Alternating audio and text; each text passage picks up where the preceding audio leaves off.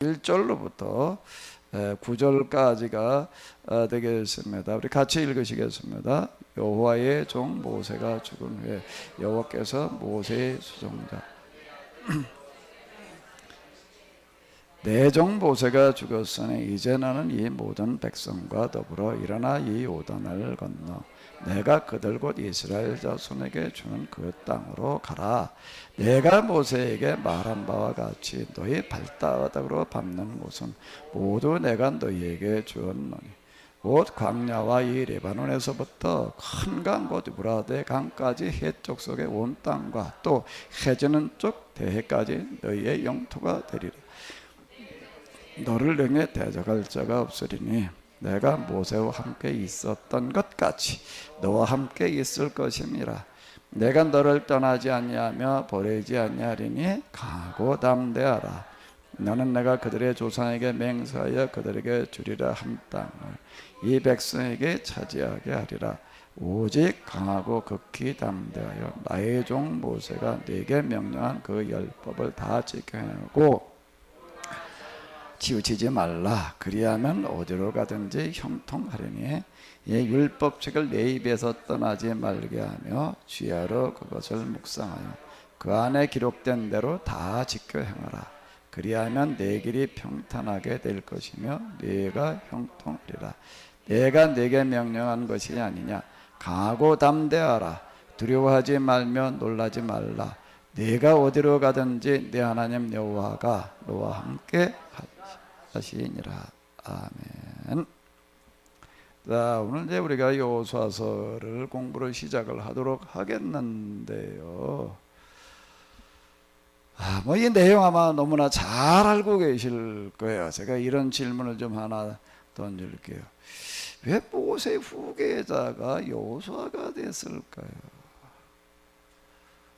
모세는 애굽에서 이스라엘 사람들 데리고 나와가지고 가나안에 보이는 땅까지 이제 인도를 했고 그 뒤를 이어서 여호수아가 이제 이스라엘 사람들 데리고 가나안으로 들어가는 지도자가 이제 되었는데요. 왜 여호수아인가? 왜 여호수아였을까요? 많은 사람들이 있었는데 무엇 때문이었을까요? 한번 좀 생각대로 해보시기 바랍니다. 무엇 때문이었을까요?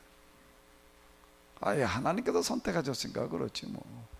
하나님께서 하라고 그러셨으니까 이렇게 생각할 수도 있습니다. 성경에 명시적으로다가 왜 하나님께서 모세의 후계자로 여호수아를 세우셨는지 이런 얘기는 없어요. 이 성경의 전통력 이렇게 보게 되면은 어쨌든 모세가 자기 아들에게 그 이스라엘의 지도권을 넘겨주지 아니하고 여호수아에게 넘겨주는 어떤 이런 걸 이렇게 볼 수가 있는데 이게 세습제가 아니었어요.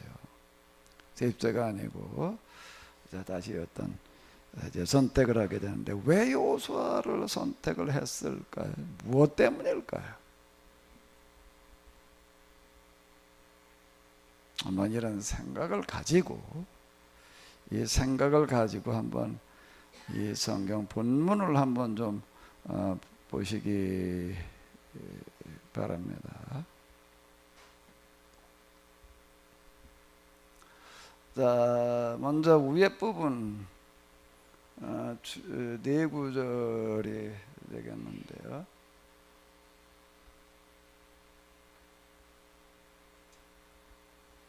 여기 출애굽기 신명기 여호수아에 있는 그런 말씀이 이렇게 되겠습니다. 이거 이제 여호수아가 나와요.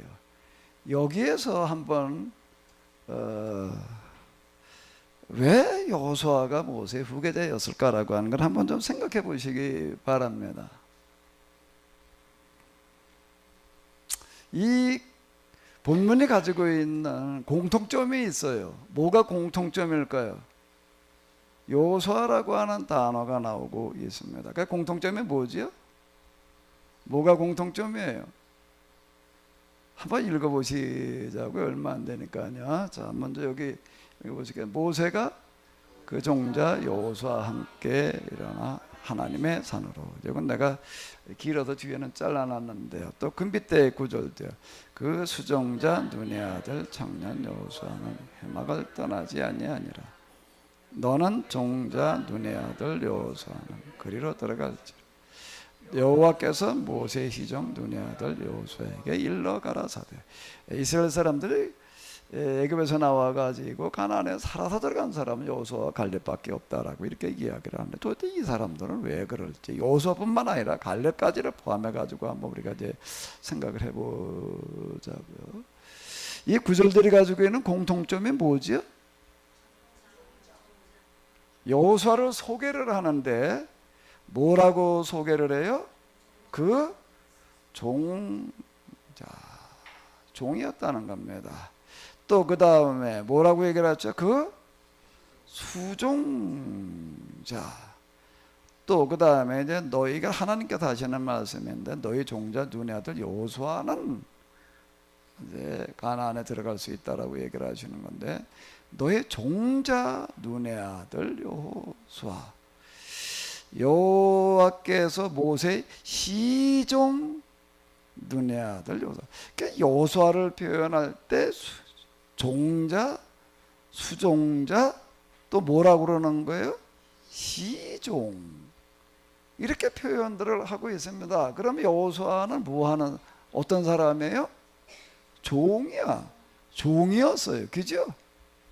종이었죠.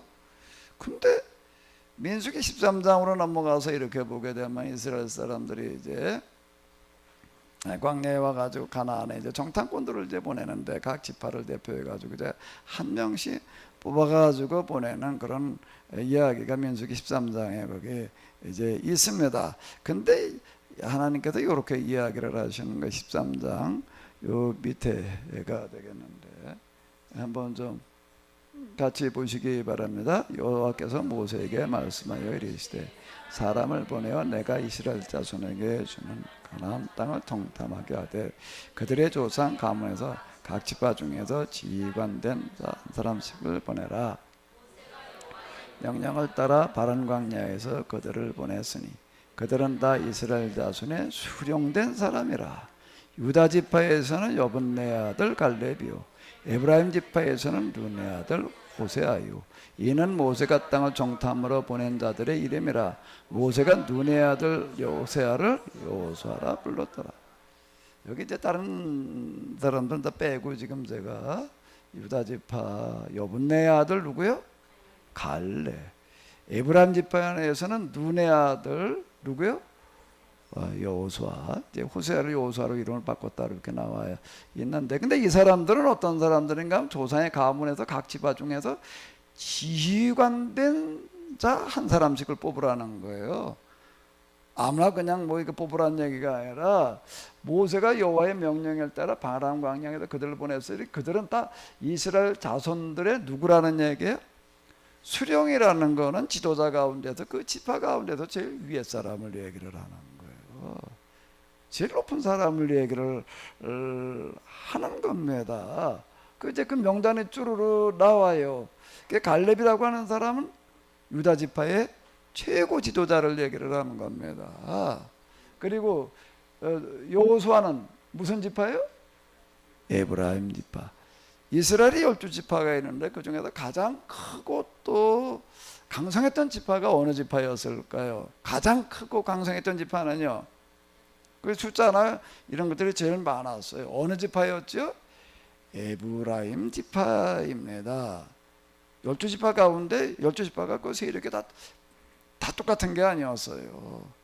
에브라임 지파가 제일 커서 성경 읽어 내려가다 보게 되면 너 에브라임아 이렇게 얘기하는 이제 구절들이 있는데, 그거는 에브라임 지파만을 말하는 게 아니라 이스라엘 12지파 전체를 일컫는 그런 용어로다가 에브라임이라는 용어가 이제 있다금 쓰여요. 그 에브라임이라고 하는 지파는 이스라엘 12지파 가운데에서도 제일 큰 지파였다라고 하는 겁니다. 이제 우리나라 이제 행정구역으로 보게 되면 시도가 이제 있어서 이제 지방 자치를 지금 이제 실행을 하고 있습니다. 우리나라 이제 도가 있고 시가 있어요. 근데 도가 있고 시가 있지만은 뭐 법적으로는 다 똑같고 그냥 이렇지만은 실제 영향력이나 비중은 어떨까요? 다 똑같은가요?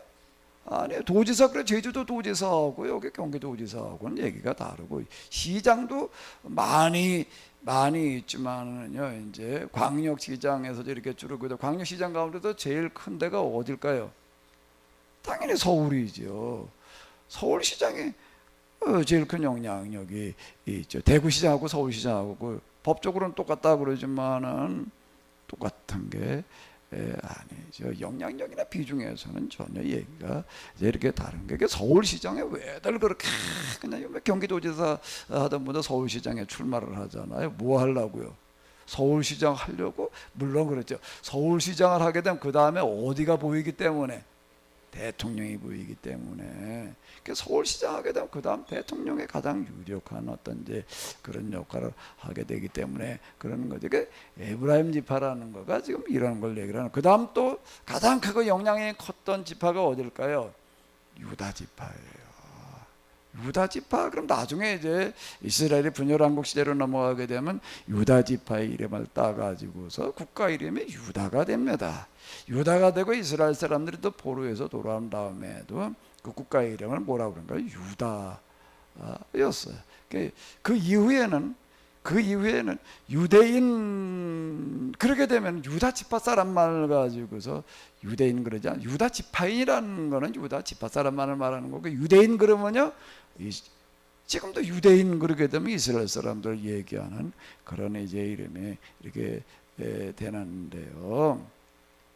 자, 이게 유다 지파와 그리고 이제 이 에브라임 지파라고 하는 거는 이런 지파에서 가장 큰 이제 지파가 되는 건데, 그런데 갈렙, 여호수아 이렇게 부르지를 않아요. 어떻게 부르죠?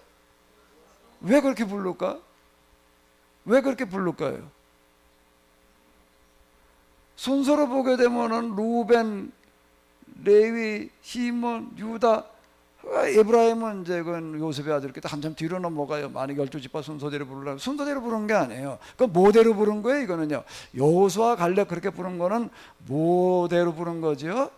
비중대로 그렇게 부른 겁니다. 에브라임 지파가 그만큼 비중이 컸기 때문에 그렇게 이제 이거 얘기는 순서대로, 지파 순서대로, 야곱의 12아들 순서대로, 이건 대부분 이제 이렇게 12지파를 거명을 할 때 이렇게 기록을 해 놓을 때 보게 되면 이제 야곱의 아들들의 그 순서에 따라서 이제 기록을 이제 이렇게 많이 하는데, 그런데 여호수아, 갈렙 이렇게 부르지 갈렙, 여호수아 이렇게 얘기를 하지를 않는 이유는, 여호수아 지파가 여호수아의 지파, 즉 에브라임 지파가 가장 큰 지파였고 가장 큰 영향력을 발휘하고 있었기 때문에 이제 이렇게 그러는 건데요. 자, 그런데 이 사람이 성경 출애굽기, 신명기 이런 데서는 뭐라고 얘기를 하고 있다고요? 그 종자, 수종자, 너의 종자, 또 그 다음에 뭐요? 왜 이렇게 기록을 해놨을까? 이 사람이 종이에요? 아니에요. 근데 왜 종이라고 기록을 해놨을까요? 왜 기록을 왜 이렇게 해놨을까? 그 여호수아서 1장 1절에서도 보게 되면 이제 이렇게 얘기를 해요. 여호와께서 모세의 시종 눈이야. 왜 이 사람을 이렇게 종이라고 기록을 해놨을까요? 어디에도 이 사람이 왜 이렇게 종이라고 기록해놨냐 이렇게 설명해 놓는 거는 없어요. 그러니까 이제 해석하는 우리의 몫이에요. 우리가 성경 읽어 내려가면서 해석을 한다라고 하는 것들은 내용을 파악하는 단계가 있고요. 내용을 파악해 보니까 뭐 여호수아가 모세 후계자가 됐다. 그때 공감 하나하나 이제 물으면서 이제 우리가 해석을 해봐야 돼. 왜 여호수아가 후계자가 됐을까? 어제도 설명은 없죠. 왜 그런지는 뭐 하나님께 뭐 이렇게 세우셨단 말이야. 뭐 이런 얘기만 있으니까 하나님께 세우셨지 그냥 그러고 넘어가게 되는데, 하나님께서 왜 세우셔요? 그러면 그건 뭐 하나님 마음이니까 뭐 우리가 알아. 그냥 뭐 세웠다니까 그냥 세운 거지 뭐, 그냥 이렇게 생각을 하는데, 하나님께서 아무런 이유도 없이 그냥 막 세워놓으실까요? 뭔가 이유가 있거든요. 그 이유가 지금 여기 들어있는 거예요. 이게 뭘 얘기하는 걸까요? 모세가 그 종자, 그 수종자, 종자, 시종, 뭘 말하는 거지요? 성경을 해석한다라고 하니까 구절들 하나하나 해석하는 거는 그 구절만 가지고서는 해석을 하게 되면 한계가 있습니다. 성경 전체의 흐름과 맥락, 그리고 거기에서 명시적으로 기록해 놓지 않은 행간의 의미라고 하는 게 있는데요. 기록으로다가 이렇다 저렇다 말해 놓지 않았지만 그 문맥 속에서 그걸 행간의 의미라고 이렇게 얘기를 하는데, 행간에서 말하고 있는 의미라는 게 있습니다. 하나님께 일하시는 방식의 특징이라고 하는 걸 이렇게 보게 되면요, 참 놀라운 거예요. 놀라운 거예요. 우리가 하나님께서 어떻게 일하시는지를 알아야지 우리가 하나님의 뜻을 준행을 하지요. 자칫하면 우리가 하나님을 거역하는 일을 나도 모르게 하는 경우들이 이제 많아지게 되는데요. 구약 성경에서 가장 큰 사건은 이스라엘 사람들이 애굽에서 출애굽하는 사건이에요. 근데 그 출애굽이 저절로 일어나는 게 아니라 이제 모세라는 사람에 의해서 그게 가능해지게 되는데, 이 사람은 원래 이스라엘 사람이었지만 애굽에 들어가 가지고서 이제 공주의 양자의 자격으로 다 이렇게 크면서 왕자 교육을 받고 뭐 그러다가 또 거기에 이제 그 종노릇하고 있는 이스라엘 사람들 좀 거들어 주려고 그랬다가 이제 거기 있지를 못하고 이제 광야에 가가지고 이제 40년을 이제 보내게 됩니다. 광야로 나갈 때가 한 40살쯤 됐고요. 광야에 나가지고 40년 동안 있으면서 그는 이제 그 광야에, 미디안이라고 하는 광야에 이제 있는 그 사람들 가운데 한 사람의 이제 사유가 돼가지고, 거기서 그 여자들하고 결혼을 해서 이제 그 사유가 돼가지고 40년을 살아가게 됩니다. 근데 그 지역이 지금 미디안 광야, 그러니까 뭐 어딘가 그렇게 생각하는데, 지금 이제 이스라엘에 가게 되면 베두인이라고 있습니다. 그 사람들이 그 후예들인데요. 거기를 가보게 되면은요, 이 세상에서 살아갈 수 있는 환경 가운데서 가장 열악한 그런 환경들 중에 하나입니다. 여기 그냥 사막은 아니고 광야라고 하는 거, 광야와 사막은 뭐가 다르냐 하면, 땅의 사막은 그냥 모래고 광야는 모래는 아니에요. 근데 뜨거운 건 사막만큼 이제 이렇게 뜨겁습니다. 사막은 아닌데 물이 없기 때문에, 비가 안 오기 때문에 거의 자라는 게 없습니다. 어쩌다가 비가 좀 내린다라고 하더라도 뭐 이렇게 풀이나 식물이 자라는 거건 상관없을 정도가 되는 거고요. 그러니까 물이 귀해요. 근데 그런 사막에도 또 사는 사람이 있어요. 그 풀이 아주 없는 건 아닌데, 그 풀은 뭘 가지고 크는가 하게 되면은요, 아침 저녁으로 여기 이제 기온차가 좀 큽니다. 기온차가 낮에는 뭐 40도 이상 올라가고 저녁에는 한 5도 이렇게 이제 내려가요. 그러니까 낮에는 뜨겁고 밤에는 춥고 이제 이러다 보니까 이제 여기는 기온차가 커가지고서 이제 아침 저녁으로 이제 밤에 이슬들이 좀 이제 많이 내리고 이슬을 먹고 커요. 아니, 이슬을 먹고 크는 풀이니 그게 오죽하겠어요. 가서 이렇게 보게 되면 전혀 풀이 눈에 띄지 않습니다. 그런데 어디 돌틈이나 이런 데 이렇게 보게 되면은 가까이 가서나 보여요. 우리 여기 잔디만한 풀들이 여기저기 조금씩 돋아나 있습니다. 근데 거기서 사람이 어떻게 사느냐라고 하게 되면, 거기서 양이나 염소를 키워요. 뭘 먹고 커요? 그 풀들을 뜯어먹고 크는 거야. 양과 염소를 크는 거지, 짐승 팔자도 다 똑같은 게 아니더라고요. 거기 가서 크는 짐승들 보게 되면 참 불쌍해. 물은 또 뭐 물이 없어가지고 아무데나 쉽게 물 마실 수도 없는 거고요. 전 엘리야가 숨어 지냈다는 그리시네가를 이제 이렇게 그 선교순례 갔다 갔는데, 그리시네를 간 게 아니고 그리시네가 보이는데 언덕 꼭대기로 올라갔습니다. 그 저 밑에가 그리시네가다. 거기 뭐 조그만 건물 뭐 하나 이제 기념 건물 같은 거 세워놓고 뭐 지어놓고 그런 게 이제 저 밑에 보여요. 저 밑에 보이는데, 발만 하나 아차 잘못 디뎠다 하면은 수백 메다 그냥 아주 급한 이런 뭐 벼랑으로 굴러 떨어지는데, 이렇게 내려다보면 현기증이 나요. 현기증이 나는 데인데, 이거 다 그런 구름이 다 이렇게 쭉 되어져 있더라고요. 이렇게 쭉 보는데 하나 이상한 게 눈에 띄더라고요.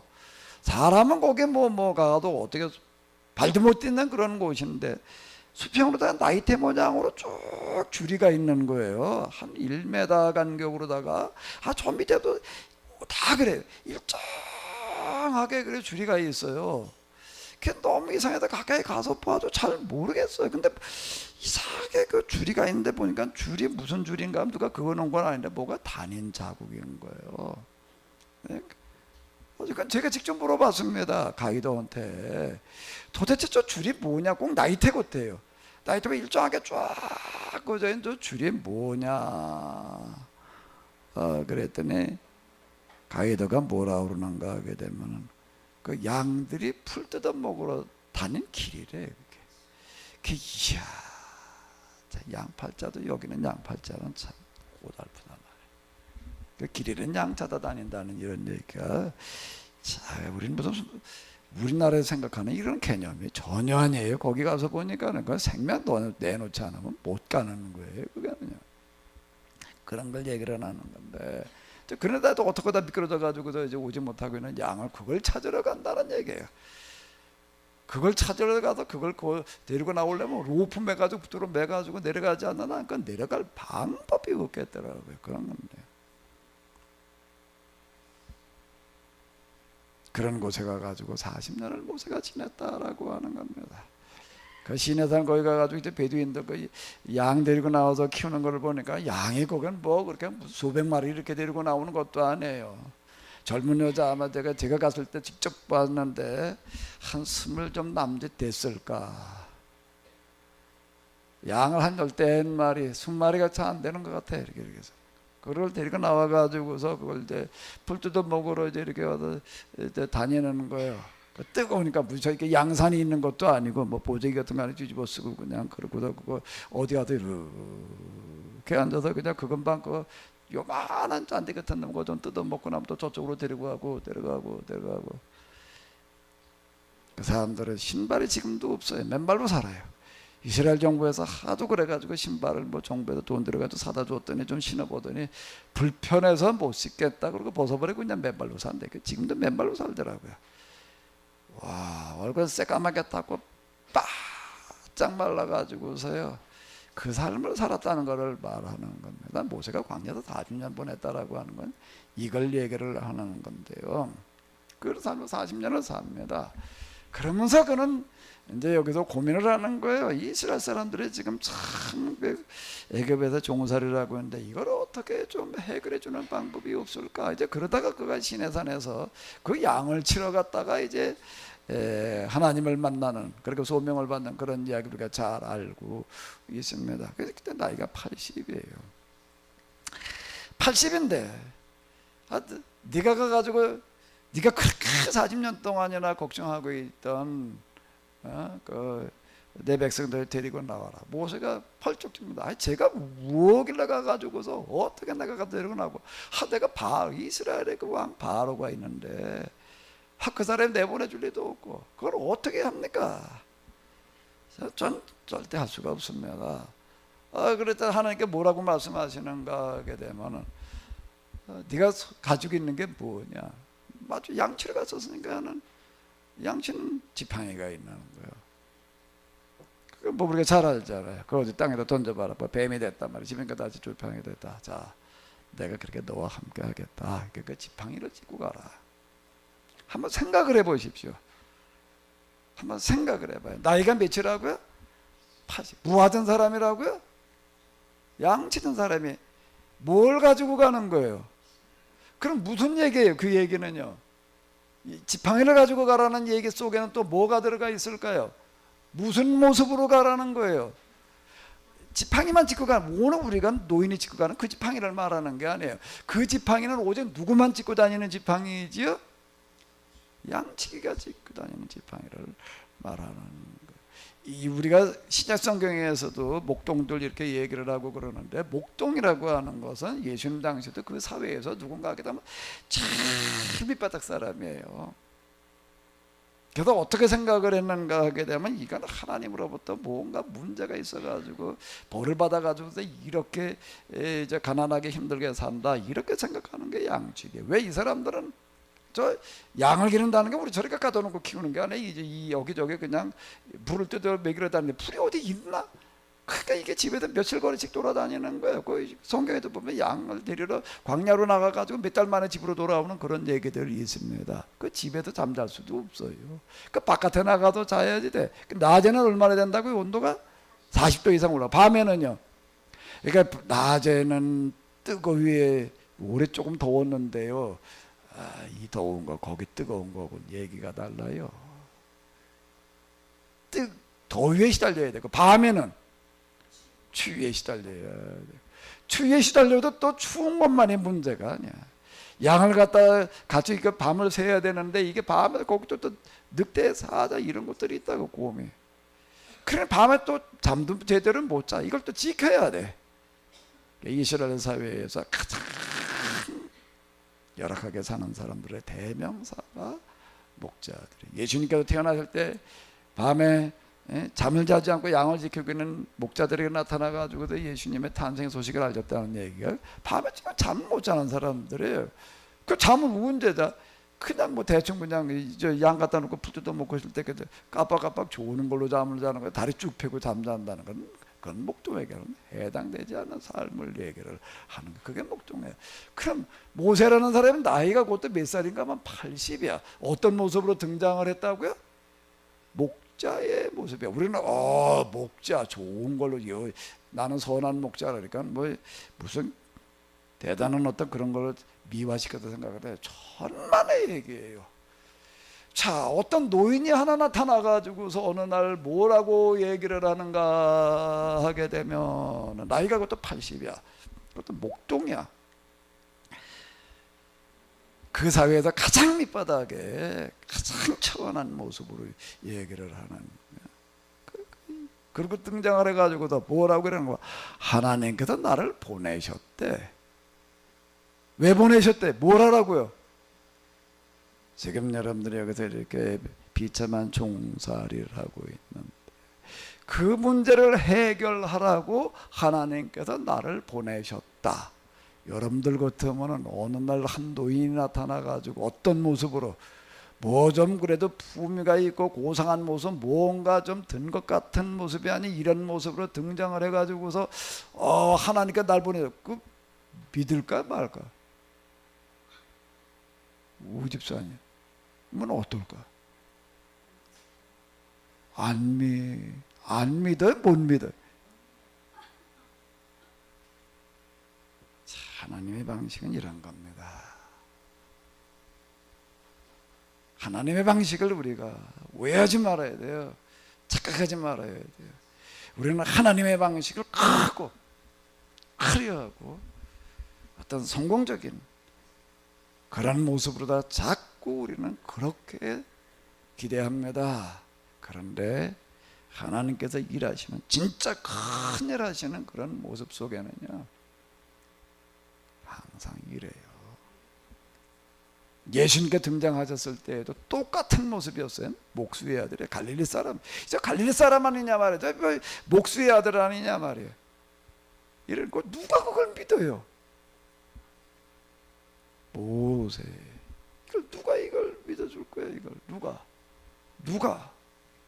누가 믿어 이거를? 이 사람이 진짜 그래도 야 이분이야말로 정말 하나님께서 보내신 분이다. 우리는 그냥 모세가 등장을 해가지고 하나님께 날 보내니까 다 믿고 따랐을 것처럼 이렇게 생각을 하고 읽어 내려갑니다. 성경을 읽을 때 그냥 대충 읽으면 안 돼요. 그 당시 상황이라는 걸 좀 대충면서 하나하나를 잘 머릿속으로 그려가면서 읽어야 돼. 그거를 뭐라고 이야기를 하는 거면 성경을 읽고 그 다음 뭐 한다고 그러죠? 성경을 읽고 끝나면은 안 돼요. 뭘 해야 돼요? 내가 교회를 몇 년을 다녔는데 그걸 뭘 자꾸 물어 그러는 표정이네. 읽고 뭘 해야 되죠? 묵상한다는 겁니다. 뭘 한다는 거고요? 읽고 뭘 하라고요? 묵상한다는 거는 이걸 얘기를 하는. 난 성경을 묵상한다 그러는 걸 참 이해하기 어려워서 처음에 나는 교회 나갔는데 성경이니까 묵상을 하래. 그 묵자 그러니까 누가 봐야 되는 거고 그 뭘 하라는 거야?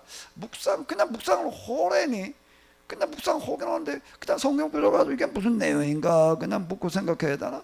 그러니까 성경 묵상한다는 거 이걸 갖다 내가 어떻게 써먹어야 되나 적용해야 되나 뭐 이런 거 가지고 생각을 하고 이제 주로 그런데 성경을 읽고 묵상한다는 얘기는 그 당시의 상황 속에서 이게 어떤 의미인지 어떤 상황인지를 깊이 헤아려 생각하는 거를 말하는 거더라고요. 그거 이해하는 게 참 오래 걸렸습니다. 제가 읽고 묵상한다 이게 이걸 얘기하는 거예요. 이런 식으로 지금 조건에 들어가야 되는 게 성경 해석이라는 게 읽고 내용을 파악하는 거예요. 쉽지요.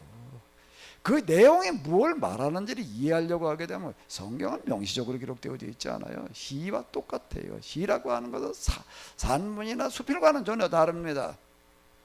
시를 이해하려고 하게 되면 시를 해석하려고 하게 되면은요 그 쓴 사람에 대해서 그 사람이 어떤 삶을 살았는지 그 사람의 라이프 스토리를 모르면 그 시가 해석이 안 돼요. 그리고 그 사람이 뭘 얘기하려고 했는지 그 시의 뒷 배경에 대해서 많은 연구를 하지 않으면 전혀 이해가 되지 않습니다. 또 성경은 뭐와 같은가 하게 되면 추상화와 같아요. 풍경하는 인물하는 보면 쉬워요. 그냥 뭘 그렸네, 뭐 산을 그렸네, 강을 그렸네, 뭐 사람을 그렸네, 뭐. 그런데 추상화를 갖다 놓으면 이게 뭐지 사람 얼굴 같기는 한데 이게 눈가 이게 바뀐 것 같기도 하고 뭐 반쪽만 그리고 반쪽은 딴 데 가서 얼굴이 붙어 있고 무슨 풍경하고 없기는 한데 뭐 집안 모습을 그리는데 이게 창문에 뭐가 이상한 거예요. 뭐 이런 창문이 아니야. 이걸 도대체 어떻게 해석을 해야 될지 뭘 말하려고 그러는 거야. 추상화는 절대 추상화 보고도 그냥 그것만 가지고 해석이 안 됩니다. 그린 사람의 시대, 그 사람의 살던 시대, 그 사람, 그 사람의 사상, 화풍, 기법 이걸 다 알지 않으면 받고 얘기해 주게 되면 누군가가 그걸 설명해 주지 않으면 절대 이해가 안 돼요. 그냥 시도 조금 그냥 수월하게 쓴 건 읽으면서 그런가 보다 하는데요. 그 깊은 내용을 가진 시는 전혀 해석이 안 됩니다. 성경이야말로 어떤가 하게 되면 아주 고도의 시이고요. 최고지 수준의 추상화와 같아요. 일 읽고 그냥 대충 옳은 것 어떤 건 모르는 거죠. 그냥 모르는 거 그냥 넘어가고 아는 것 중에도 조금 그냥 내용이나 파악해가지고 구절이나 몇 개 문절을 가지고도 그냥 뭐 어쩌고 저쩌고 갖다 이래야 된다 저래야 된다 이렇게 하게 되면은 이게요. 자칫 성경과는 전혀 상관없는 길로 가는 경우가 허다합니다. 사도 바울이 계속 하는 얘기가 있어요. 의문은 죽이는 것이요라는 얘기가 성경의 문자라 그냥 몇 개 갖다 이렇게 가지고도 구절이나 가지고도 어떻게 갖다 써먹으려고 그런다라고 하게 돼 그건 죽이는 거라는 겁니다. 뭘 죽인다는 거예요? 신앙을 죽인다는 거예요. 또 영혼을 죽인다는 겁니다. 가장 무서운 적이 이거라는 거예요. 의문은 죽이는 것이요, 영은 살리는 것이니. 이제 이렇게 이제 이야기를 하는 건데요. 예수님께서는 그 당시 최고의 성경 학자들을 향해서 뭐라고 얘기를 하신가? 너희가 성경도 하나님도 모르는도다. 이렇게 질타를 하시게 되는데 오늘 우리가 성경을 많이 읽고 많이 알고 있는 것 같지만 다 여기에 빠져 있어요. 똑같은 얘기다. 다시 이제 또 넘어가 보도록 하겠습니다. 자, 이런 모습으로 나이 80대 모세가 등장을 했을 때 이걸 누가 그걸 인정을 해? 그 권위를요. 누가? 사람은 겉을 보고 판단하기 쉬워. 나 여호와는 중심을 보느니라. 이 얘기예요. 이런 얘기요. 하나님은 지금도 절대 사람의 외모를 보지 아니하고 중심을 보시는 줄로 믿습니다. 아멘. 사람은 자꾸 외모로 겉으로 보이는 걸 가지고도 뭘 해보려고 그래. 그걸 가지고 자꾸 평가하고 판단하려고 그럽니다. 진짜와 가짜는 여기서부터 달라. 어느 누구도 이 사람을 그럼 모세가 가도 뭘 어떻게? 우리는 그냥 모세가 가도 얘기하니까 하는 게 보내니까 이 사람도 그냥 따라왔나 보다. 천만에 오늘 우리하고 똑같은 게 그 당시 상황이나 지금 상황이나 다를 거 하나도 없어요. 근데 이게 어떻게 모세가 하는 이야기도 그 다음에 출애굽이라는 게 가능해졌을까요? 어떻게 가능해졌을까요? 많은 사람이 아니야. 여기 두 사람이야. 두 사람인데 이 사람들은 어떤 사람들인가 하면 하나님처럼 보는 사람이야. 하나님처럼 본다는 게 뭘 보는 거예요? 껍데기 보는 거예요? 알맹이 보는 거예요? 뭘 보는 거예요? 겉모습만 가지고 뭐 얘기를 하나요? 뭘 가지고 판가르하려고 그런 사람이라고요? 알맹이를 보는 사람이에요. 나는 외모가 아니라 중심을 보느니라라고 하는 이야기인데, 이걸 보는 사람이 있는 거예요. 그걸 보는 사람이 어떤 사람인가 하면 가치를 알아보는 사람이 되는 거예요. 예수님께서 천국의 비유를 얘기를 하시는 걸 보게 되면 첫 번째가 뭐냐, 밭에 감추인 보화와 같대. 보화라는 거 금은 보화, 다이아몬드를 말하는 건데, 그건 진짜 사람들 황금 그럽니다. 그냥 뭐 아주 환장하고 덤비는데, 그런데 그 보화 중에서 가장 큰 보화는 천국인데, 그 천국은 어떤 것과 같은 건가 하면 밭에 감춘 보화와 같아. 거기서 얘기하는 밭은 어떤 밭인가 하게 되면 전용 농사 지을 수 없는 쓸모없는 밭을 말하는 겁니다. 사람들이 밭을 찾는데, 농사를 지을 때 다 어떤가 하면 펀펀하고 토질이 좋고 그런 거를 귀한 밭이라고, 좋은 밭이라고 그러고 있는 거예요. 근데 이거는 비탈 줬지 말아, 돌멩이만 수북하지, 뭐 이거는 물도 없지 말아, 이건 뭐 도대체 농사 지어 먹을 방법이 뭐고, 누구도 그건 거들떠보지도 않아. 누구도 거들떠보지 않아. 이걸 가지고 뭘 해? 그런데 어떤 사람이 있는가 하면 남의 나라 얘기가 아니라 우리나라 얘기인데요. 각 지역마다 이제 요즘은 뭐 땅이라는 게 땅 가치라고 하는 거가 좀 달라졌는데, 그냥 농사만 지어먹고 살 때는요, 농사만 지어먹고 살 때 그런 땅은 땅으로 쳐주지를 않아요. 근데 어떤 사람이 있나 하면 각 지역에 가서 그런 땅만 사. 그런 땅만 사는 거야. 그거를 어떻게 하는가 하면 갖다가 이제 연구를 해요. 이 땅의 성분을 조사를 하고 뭐 그 기후 토지를 다 연구를 해가지고, 이 땅에 여기다 콩이나 심고 팥이나 심고 옥수수나 심고 뭐 벼나 심으려고 그러면 안 되지만은 그래도 요 땅에서 잘 자랄 수 있는 게 있다. 이래가지고 그걸 연구를 해가지고서 이제 그 땅에다 잘 자라는 걸 갖다 이렇게 심습니다. 그건 주로 이제 특용작물이 되는 거예요. 어떤 때 과수원이 되기도 하고 뭐 이제 이런 건데, 그죠? 이걸 갖다가 이제 이렇게 보고 또 필요하면 또 땅을 이제 개량을 해요. 거기다 개량한다는 건 이제 거기다 또 고름을 이제 고름도 그냥 덮어놓고 주면 되는 게 아니에요. 그래서 작물마다 먹는 게 다 다릅니다. 거기에 맞는 걸 갖다 이렇게 해가지고 딱 개량을 해가지고도 몇 년이 지나고 나니까는 그 땅에 그 지역에서 소득을 제일 많이 거두어요. 그럼 이제 그래놓고 나게 되면 그건 이제 그쪽 동네 사람들 넘겨주고 또 딴 데로 가. 그런 땅을 또 개발해. 또 누구예요 그 사람이? 누구 얘기한 거예요 제가? 그런 사람이 남의 나라 우리나라에 있어. 누구죠? 김용기 장로님 얘기예요. 예? 가나안 농문학교를 세우는 분은 그렇게 한 거예요. 그러니까 보는 눈이 있으니까 그게 되는 거예요. 이스라엘의 가장 위대한 문화라고 하는 게 그리스 철학의 중심지인 아테네라고 하는 곳은요, 농사가 안 되는 지역이에요. 그냥 먹고 살 방법이 없어요. 그 철학도 그 사람들이 위대하지만은요, 우리는 자꾸 철학만 가지고 얘기를 하는데 그 사람들은 사고 방식이라고 하는 게 뭐로부터 이제 헬라 철학, 헬라 문화가 가능해지는가 하면 농사가 안 돼 가지고 도대체 뭘 어떻게 해볼 수 없는 그런 지역인데, 그때 연구를 하는 거예요. 이게 BC 이게 한 2000 몇백 년 후다 이제 지금도 2000 몇백 년 BC 500년 이제 훨씬 이전으로 넘어가는 어떤 그런 얘기가 이렇게 되는 겁니다. 그 연구를 하는 거예요. 이 땅에서 자랄 수 있는 게 무언가, 그게 뭐예요? 올리브예요. 올리브는 여기서 잘 자랄 수 있는 게 올리브 나무를 심어요. 올리브 그러면 그 비싼 겁니다. 그거요. 그 기름만 먹고 살 수가 없잖아요. 그럼 그 다음에 어떻게 해야 돼요? 농사 잘 된 데 가서 자르고 바꿔 와야지 뭐. 이거 뭐 기름 한 말 가지고 가게 되면 쌀은 그냥 뭐 여러 가면이 봐. 그럼 이제 거기서 가져가려니 어떻게 해야 돼? 배가 있어야지. 또 이거 어디다 담아 가지고 가? 그게 여기 자기가 발전하는 거야. 그래. 도자기가 발전하는 거. 또 뭐가 발전하는 거야? 배 만드는 게서 항해술이 발전. 그래 가지고 그리스 문화라고 하는 거가 이제 발전을 한 거예요. 그런 사고 방식인가 거기서 위대한 사상인 철학도 나오는 거예요. 아멘. 별로 아멘을 안 하시네. 이게 다 그런 얘기라고요. 이런 얘기요. 우리는 겉으로 보고 그냥 뭐 그냥 좋아 보이는 것만 가지고 자꾸 얘기를 하려고 그러는 거예요. 우리는 뭘 봐야 되는가 하면 진짜인가 아닌가를 봐야지 돼요. 아멘. 이 사람이 말하는 게 진짜인가? 그게 그럴싸하면 넘어가.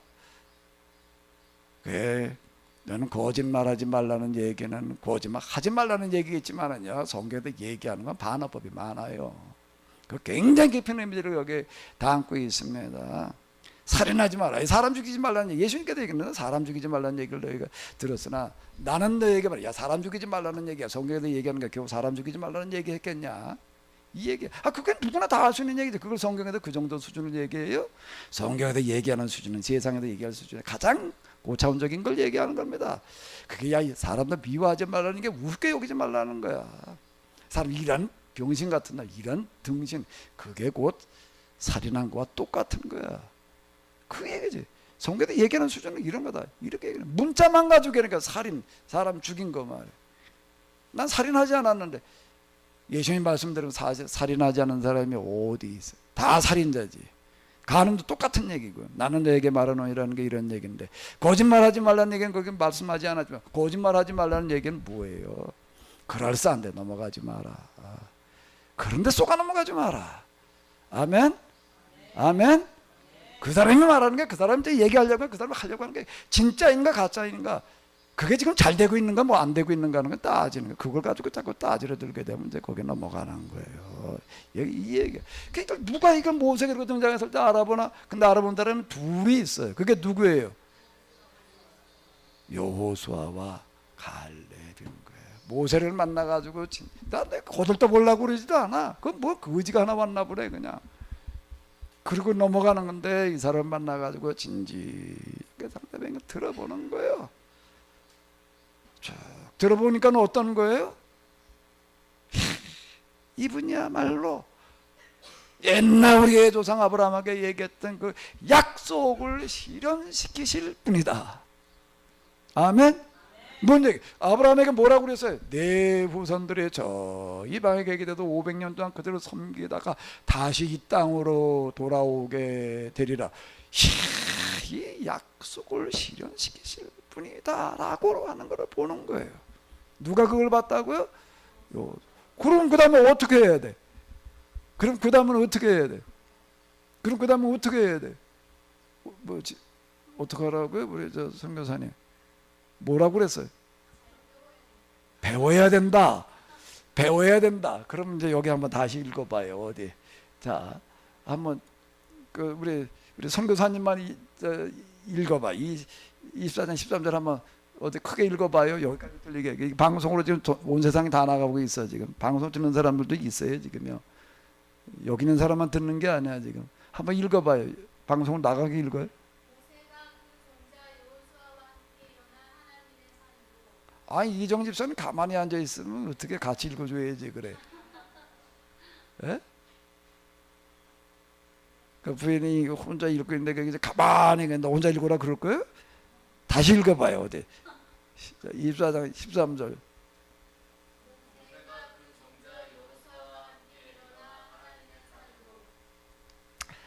그러면 다시 이제 얘기를 해봐요. 그럼 어떻게 해야 된다고요? 김재성 교사님 어떻게 해야 된다고? 이정희 집사님 어떻게 해야 되는 거지? 적극적으로 나서서 돕는 역할을 해야 되는 거지. 배우는 것도 물론 배우는 거지만은요. 근데 여기서 어떻게 하는? 전적으로 여기에 이제 그 사람이 하는 일에 따라주는 겁니다. 앞장서서 따라주는 거예요. 그걸 뭐라고 기록해 놓고 있는 거예요? 종자. 그 다음 뭐라고요? 수종자.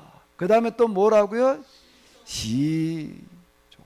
이 사람은 신분의 종이었다는 걸 지금 말하는 게 아니에요. 신분은 종이 아니야. 이스라엘에서 제일 큰 지파 에브라임의 최고 지도자였지. 왜 여호수아 갈렙을 먼저 얘기를 한다고요? 지파의 크기에도 있지만 또 뭐요? 제일 먼저 누가 알아봤다는 얘기예요? 여호수아. 그러니까 누가 더 적극적으로다가 모세를 따랐다는 얘기가 되는 거예요?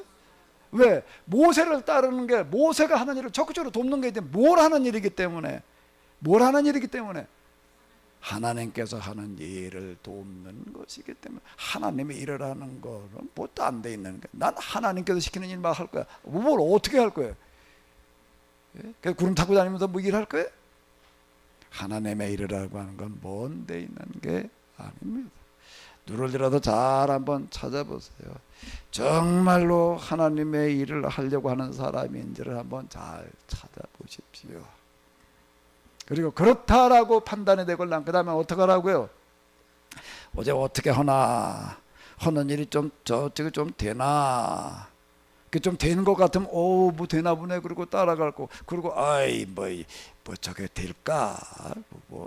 좀 아닌 것 같은데. 그 뒷장 팔짱이나 끼고 그저 뒷담 하나 그냥 그 뒷담화.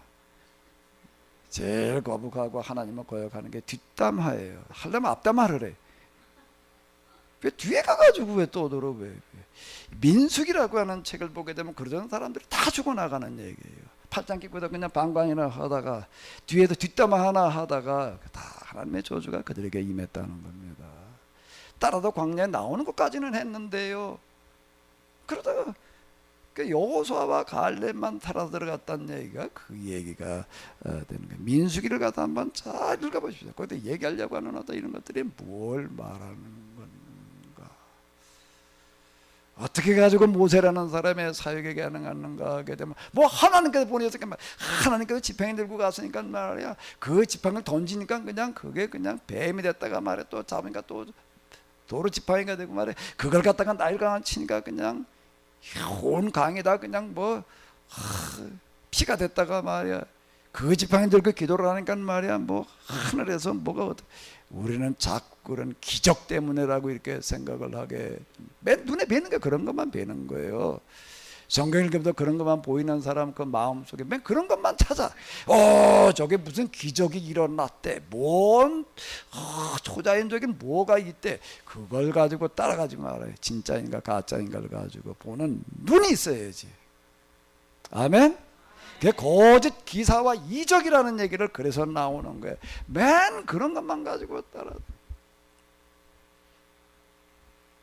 참 답답한 것 중에 하나가 어제 교회 개척해가지고 몇 년 만에 거기 몇천 명 모여.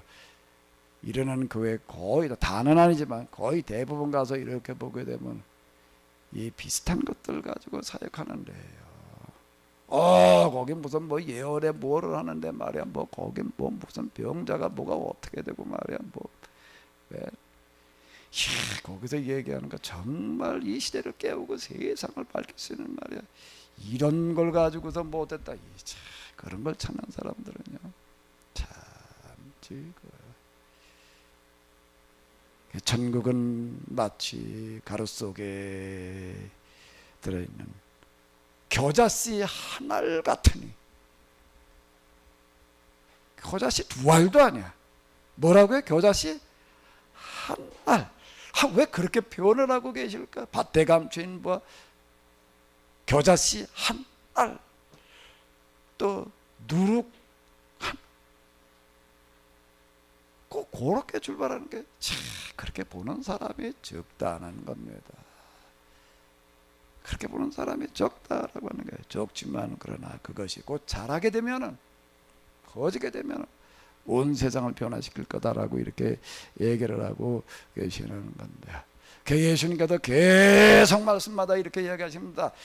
귀 있는 자는 들자. 누가 귀가 없나? 귀가 없다고 그걸 못 들어요. 들을 귀를 가져야죠. 눈 있는 자는 볼지어. 다 보고 있지. 똑바로 봐야지. 볼 걸 봐야지. 뭐가 진짜고 뭐가 가짜인지를 봐야지. 여기 여호수아와 갈렙이라고 하는 사람은 이런 사람들, 이 사람들을 가르쳐서 준비된 사람이라고 그러는 겁니다. 이 사람들을 가르쳐서 하나님께서 쓰시는 사람이라고. 하나님께서 너가 더 이래라 그런다. 하나님께 나에게 말해 어떻게 말씀하시면 난 할 거야.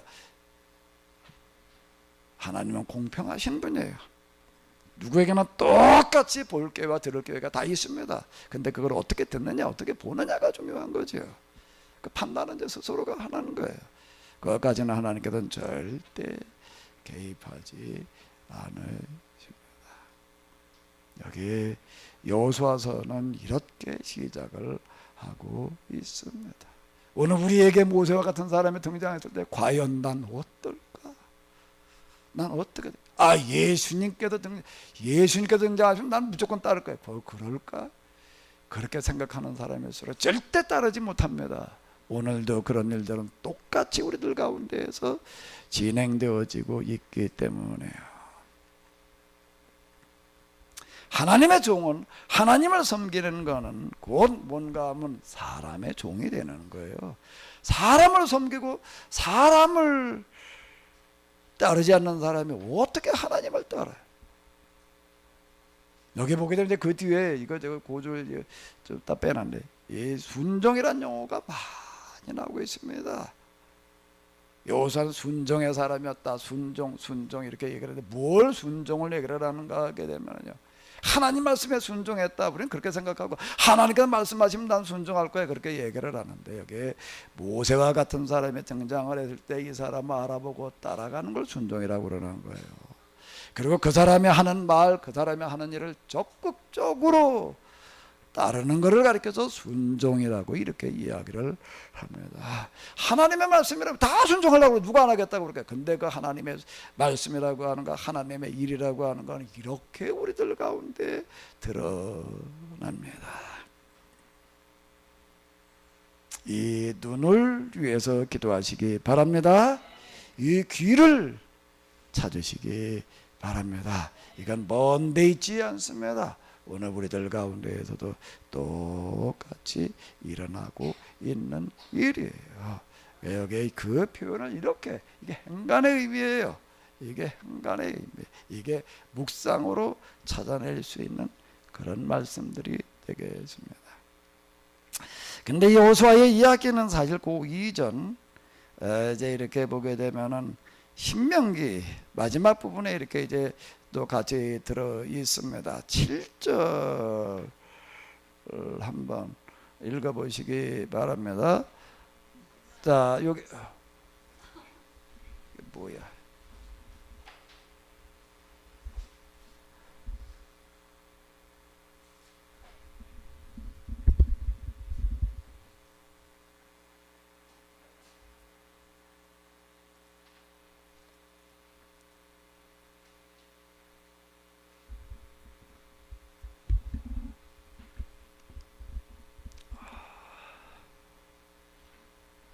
또 안 나와?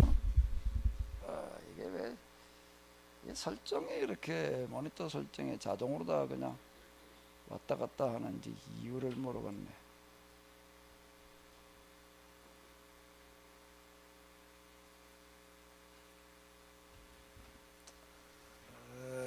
미안합니다. 조금만요.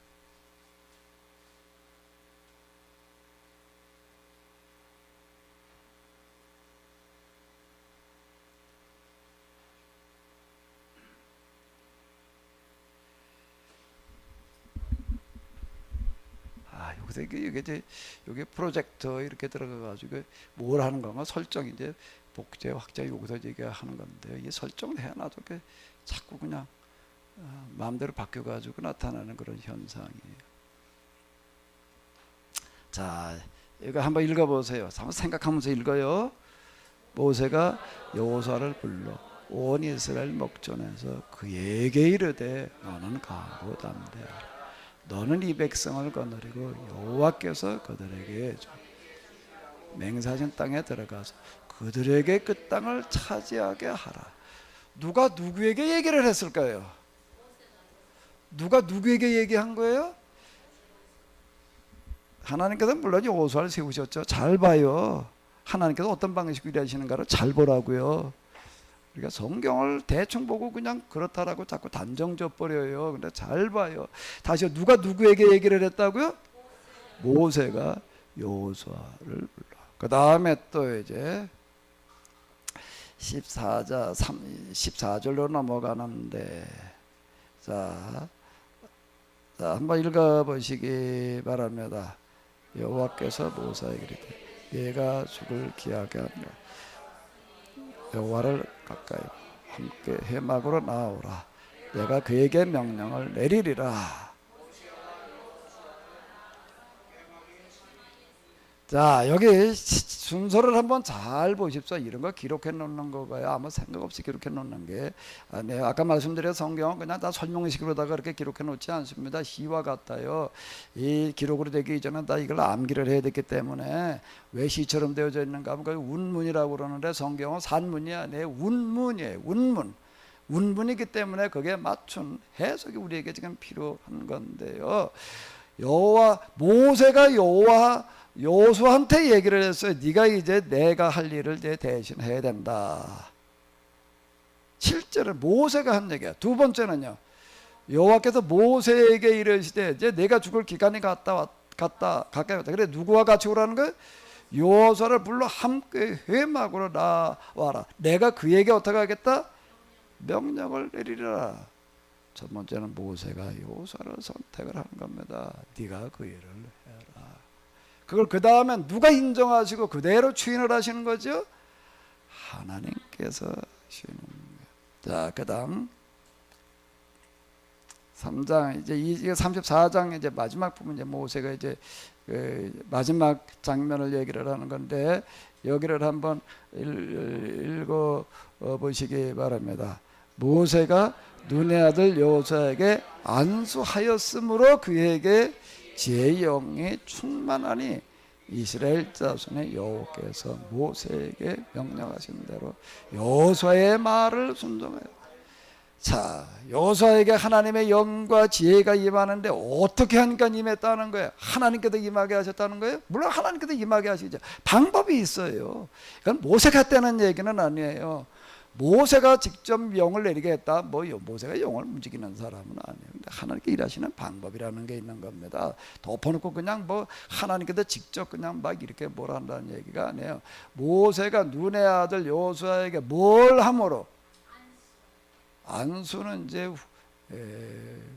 이춘식을 하는 걸 얘기를 하는 건데 여기서는요, 지도자로 이제 세우는 그런 의식 가운데 이제 손을 얹고 기도해 주었다는 그런 이야기가 되는데, 안수함으로 그에게 지혜의 영이 충만하니 이스라엘 자손의 여호와께서 모세에게 명령하신 대로 여호수아의 말을 순종하였더라. 이렇게 얘기를 하고 있습니다. 자, 순서가 모세가 쭉 보고서 여호수아, 그러니까 적임자라고 생각이 되어지는 거예요.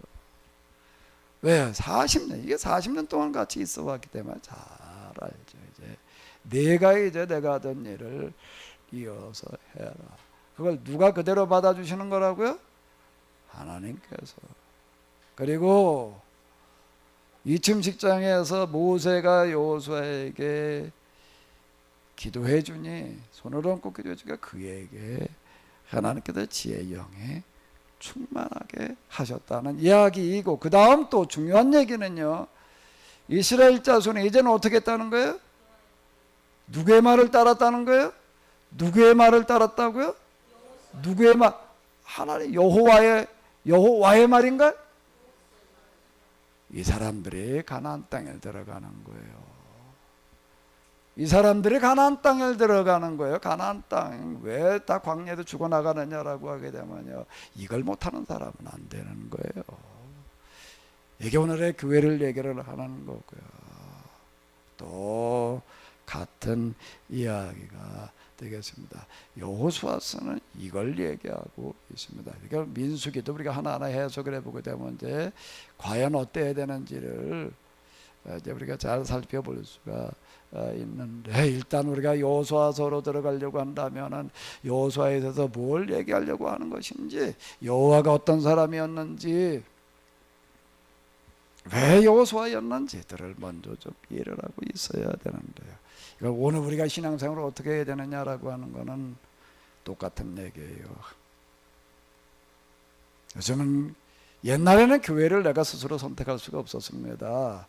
교구제에 그래가지고서 내가 여기 군포시 대암에 산다 그럼 교회도 마음대로 못 세워요. 옛날에는요, 그냥 그 지역에 이제 국가에서 교회를 세워요. 국교라고 하는 게 그런 얘기예요. 그리고 대함의 교회가 있으면은요, 대함의 사람은 다 대함의 교회 나가야지. 난 거기 싫어. 그럴 수가 없었습니다. 그 교구제라는 얘기가 그 얘기예요. 교구장이라는 얘기가 이제 이걸 만든다는 얘기가, 교구 목회라는 얘기는 이제 그런 얘기인데, 이제 요즘은 이제 지금도 가톨릭은 그렇게 합니다. 아직 가톨릭은요, 대함에 사는 사람은 여기 대함의 성당, 대함에 저쪽에 가면 성당이 있어요. 아파트 저쪽 옆구리에 가면은요. 난 그건 뭐 거기보다 저쪽이 더 좋은 것 같은, 난 그쪽 갈, 그건 절대 용납 안 돼요. 교회를 내가 스스로 선택할 권한이 없습니다. 그 사람들은요. 그리고 거긴 가게 되면 어떤 데인가 가게 되면은요, 거기 갔다 그러게 되면은 거기는 일단 우리 이제 신부라고 이렇게 얘기를 해요. 신부를 뭐라고 부르는가 하게 되면, 신부를 영어로 하면 뭘까요? 대문자 파더예요. F자가 대문자예요. 파더, 그래도 아버지라는 뜻이에요. 아버지예요. 나이가 나보다 뭐 어리냐 마느냐 그건 상관없이 할아버지 같은 자기 손잡을 신부를 가서 파더라고 불러요. 그리고 그 앞에 가서 무릎 꿇어야 되는 거예요. 그리고 그가 하는 얘기는 무조건 받아들여야 되는 거지, 뭐 어쩌고 저쩌고 도라고 하는 게 있을 수 없는 전통이 여기에 들어있습니다. 그 가톨릭에서는요, 교회가 뭐 분란이 일어난다, 다툰다, 분열이 된다, 그건 뭐 있을 수가 없는 얘기가 이제 그런 건데요. 우리 개신교는 이게 지금 흐트러져 버려가지고, 개신교의 가장 큰 치명적인 약점 중에 하나는 이제 우리가 뭔가 하게 되면은 교파 무슨 자유 일어나가지고 지금 제 멋대로 해. 이거는요, 교회도 그냥 가다 알아서 세우고 싶은데 세우라 그러니까 그냥 뭐 1층의 교회, 2층의 교회, 그리고 서로 교회 놓고 다투고, 그냥 뭐 교인들도 그냥 또 그냥 뭐 아이 교회가 뭐 여기만 있나, 뭐 소처럼 딴 데로 가면 되지, 뭐 오라고 하는데 많은데 뭐 서로 오라고 그러니까, 이게 지금 우리가 뭐가 뭔지 지금 이게요. 우리 개신교의 치명적인 약점은 여기에 있습니다. 빨리 이걸 극복을 해야지 돼요. 그리고 다 제 나름대로 뭐 지 잘났다고 그러고 지가 하나님 잘 믿는다고 그러고 하나님 우리와 함께 하신다고 다 이러고 떠들고 있는데, 곰곰이 한번 우리가 좀 돌이켜볼 필요가 있어요. 이거 우리 현실이 이렇다 보니까 뭐 그냥 어떻게 교회를 뭐 네 맘대로 선택하지 마라 그럴 수는 없고, 개신교에서는 이제 교회는 선택을 해가지고 내가 나가는 건데, 선택할 때 책임이 있는 거예요. 아멘? 선택할 때 책임이 있습니다. 등록 카드를 낼 때에는요, 내가 이제 선택한 거예요. 그 다음엔 어떻게 해야 되나요? 그 다음엔 어떻게 하는 거예요? 그 교회에 가서 따라야 되는 겁니다. 거기 가지고 또 선택해놓고라도 등록을 내 멋대로 자꾸 그건 아닌 것 같은데 어쩌고 저쩌고 이런 말하고 있으면, 내가 민수기를 한번 읽어봐봐요. 뭘 얘기를 하는 건가. 거기에 그 다음엔 가가지고서 조금 여기서 쓰는 용어로다가 얘기를 한다라고 하게 되면은, 어떤 자세로 내가 거기서 신앙생활을 해야지 되는가 하면 여호수아와 갈렙의 자세로다가 해야 되는 거예요. 그게 하나님의 말씀에 순종하는 겁니다. 하나님의 말씀을 뭘 가지고 순종을 해? 나 기도하다가 하나님 말씀하신 대로 할 거야? 내 마음에 들면 할 거야? 아니에요. 여호수아와 갈렙이라고 하는 사람, 모세가 말하는 대로 따라가는 사람인 거예요. 왜? 그건 모세가 신뢰하는 거예요. 그리고 따라가는 겁니다. 그 사람들이 어디까지 가는가 하게 되면 가나안까지 가는 거예요. 여기 이 신앙에서 승리한다라고 하는 건 이걸 이야기하는 겁니다. 그 선택은 우리 가톨릭은 선택권이 없어요. 개신교는 이렇게 선택권이 있기 때문에 내가 스스로 선택을 하는 자유가 있지만, 동시에 선택한 다음에 책임도 져야지 돼. 아멘? 그 교회 다니다가 설교문이 안 나오는 사람이 있어요. 그건 스스로 자기 모순이에요. 난 도저히 여기 안 되겠다, 딴 데로 갈 거야. 그럼 정식으로 와가지고 난 이러이러해서 안 되겠습니다. 나는 딴 교회 가겠습니다. 허락받고 가야 돼.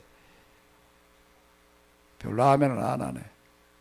하나님은 질서의 하나님이에요. 그러니까 내 마음대로 내 멋대로 그냥 하고 싶은 대로 하는 데가 교회가 아니에요. 아멘? 네? 그것도 때문에 뭐 가겠다 가지 마라 그럴 수는 없어요. 가톨릭 같으면 안 되는 얘기지만, 개신교에서는 조금씩 가겠다고 하는데 그걸 뭐 조금씩 이명을 띄워줘야지 되는 거예요. 근데 우리 그게 없어. 오늘은 안 보여. 그럼 뭐 안 나오는데 왜 안 나와? 이유도 없어. 자, 이게 스스로 한번 생각을 해봐요. 그게 하나님 앞에 나오는 걸까요? 신앙생활은 자세일까요? 기본을 지켜야죠. 기본을 지켜야 되는 거야. 자, 이런 얘기들이 되는 건데, 자, 우리가 좀 해야 될 말들이 많은데, 여호수아를 읽어 내려가면서 과연 하나님께서 어떤 방식으로 일하시는 건지, 오늘 우리는 어때야 되는 건지를 한번 잘 읽고, 그 다음에 또 뭘 하라고요? 묵상. 그래, 요게 참고로다가 될 만한 책이 어디에 있는가 하게 되면 민수기에 들어 있습니다. 민수기는 민수기라 교회 생활 이야기와 똑같은 얘기가 되는 건데요. 조금 더 그래도 가능하시면 민수기까지 같이 읽고 곰곰이 생각하시면서 우리가 여호수아서 읽어 내려가면서 정말로 하나님을 만나시기 바랍니다. 하나님의 음성을 들으시기 바랍니다. 그리고 여호수아와 갈렙처럼 위대한 신앙을 가지시기 바랍니다. 그게 이제 여호수아가 사사기로 넘어가면서 이렇게 보게 되면 하나님께서 이 사람들 가문에 복을 주시는 거예요. 그 사람들 후손들로 하여금 이스라엘의 최고의 지도자들이 되게 하시는 거고요. 최고의 지도자들이 되게 한다는 그런 얘기는 최고의 유지가 되게, 요즘으로 얘기해 최고의 부자가 되게 하시고 다 권세가들이 되게 하셨다는 그런 이야기가 이렇게 되는 건데요. 여러분들의 집안들이 다 이렇게 힘들게 이렇게 더위에 무릎 쓰고 여기까지 이렇게 나오시는데 그냥 저 주일날 왔다 갔다 하는 걸로 끝나지 마시고 평생을 다녀야 될 텐데, 여러분들의 가문들이, 신앙의 가문들이 다 여호수아와 갈렙처럼 되시기 바랍니다. 하나님의 시간 저희들이